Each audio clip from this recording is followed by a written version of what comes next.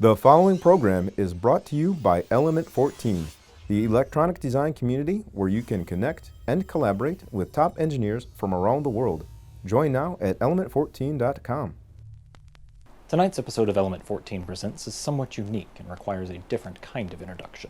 This, as you may recognize, is a Raspberry Pi single-board computer, and with it, we're going to attempt to glimpse into the future. A future that exists somewhere in the middle ground between science and superstition, and lies between the pit of man's fears and the summit of his knowledge. With the simple push of a button, we invite you, if you dare, to ask a question, and through a little clever engineering, get an answer that comes directly from the Twilight Zone.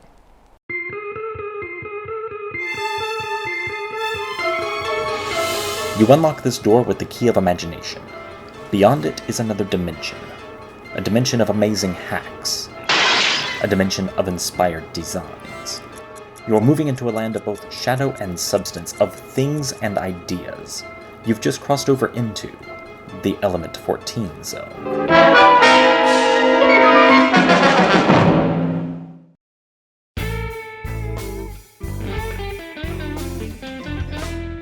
I freaking love the Twilight Zone. Probably one of my favorite series ever. Definitely one of my favorite more scary type series. Like, I don't get in for like the whole like slasher horror stuff. I like the psychological stuff like Rod Serling was messing around with in the 50s. That's the cool stuff. That's the scary stuff, man. The Talkie Tina to Serve Man. It's a cookbook! You know, that's the stuff where it's at. And so I kind of want to do like a little, for Halloween, I kind of want to do like a little homage to the scariest television show ever created. And I kind of want to do one of the props from one of my favorite episodes. It's called Nick of Time, and it's this man and wife, newlyweds. They go into this small town in Ohio. Their car breaks down, and they go into a little diner. And there's this little fortune-telling machine. He's got a little devil head on. It's really creepy looking. And just on a lark, they're like, let's get our fortune. And he like pushes the button and he gets a little fortune. And all the fortunes start coming true. But they're like 50-50 shots. You know, it's weird. So it's this whole like psychological drama of like, is it really a thing? Is it not a thing? Is it really? So anyway, so I kind of want to build this little guy. And so to do that, I'm thinking we're gonna kind of update it a little bit for the 21st century. Instead of being a little mechanical device, we'll make him electronic.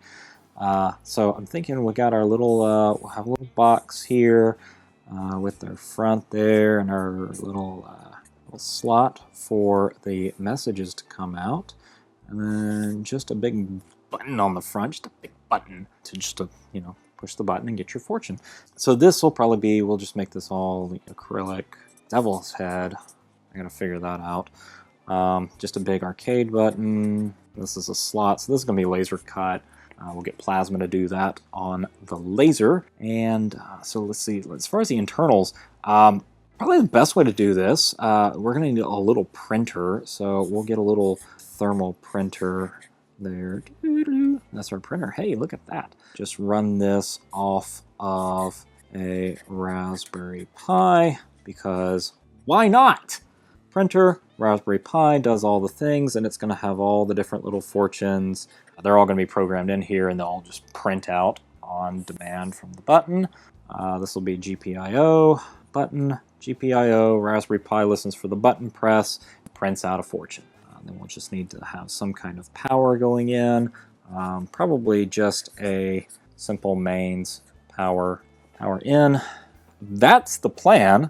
Let's just get started. Okay, so we have our Pi. First thing we got to do is just wire this thing up. We have a serial cable here for the printer. On the back we've got ground, receive, and transmit. And then we're going to use the serial ports here on the Pi for ground, transmit, and receive. And they're flip-flopped because, they got to talk to each other. So we will just go ahead, plug that guy in there. Plug him in over there, and that's set. Now, power is going to be a little bit different. I've got this little 3-pin sensor cable because these are convenient and useful. So all I'm doing is I'm just going to chop that off. We got a ground and a voltage in, and that's going to come from this guy via this little guy. So it looks like black and white are going to be our ground and DC. Strip off a little wire there, strip off a little wire there, and we can actually, I'm just going to go ahead and take the dikes and cut that guy out. And, all right, there we are there. Plug that in. Yeah, so that appears to be working, at least for now. So let's go ahead and get the printer set up on the Pi. So I've got my power, I've got my serial connection coming out, and we're just plugging this right into the serial connection here on the Pi. And let's plug our Pi in. Now we'll just SSH into the Pi. So just to test this printer and see if it's working, you can type stty-f/dev/serial0 and our baud rate, which is 19200. Okay, connected to that. We'll just tell it to, this is a test. This is only a test. Go ahead and grab the driver from Adafruit and compile it. Okay, we need to add the printer to the cup system. Okay, so I've put a few different images here on the Raspberry Pi just to test out the printing capabilities here. So we'll go ahead and it's just a very simple line to print a raster image. So we just print just like that. And it works!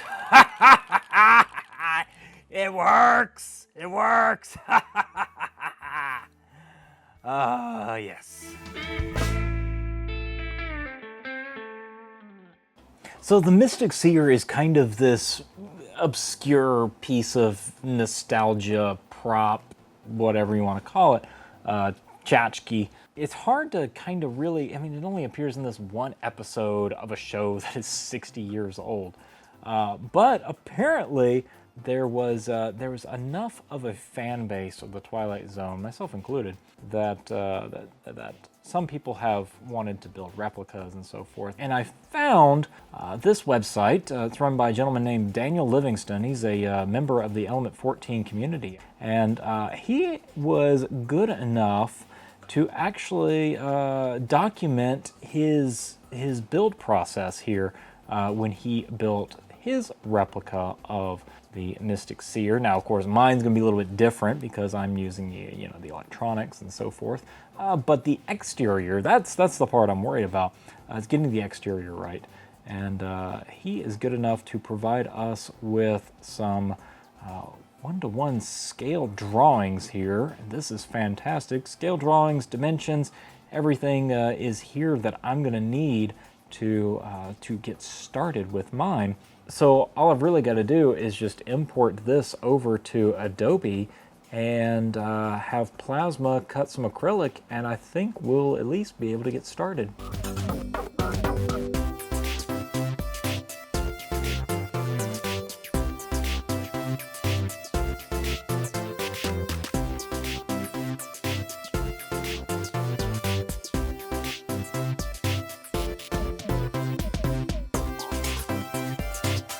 Got a small package here.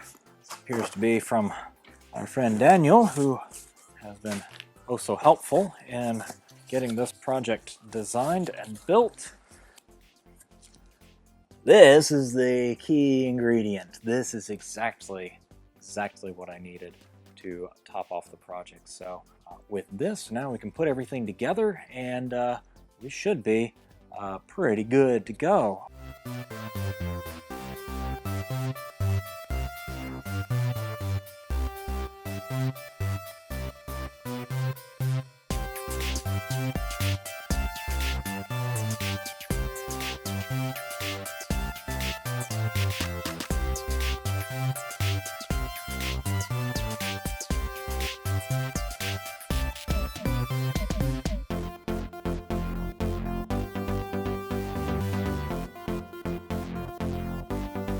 So on the original one, this was actually a lot lower. This was actually more towards right here in this area. And of course the Mystic Seer right there. But I think that works just fine like that. Yes, the resistance, huh? Yeah? Right? That's pretty rad.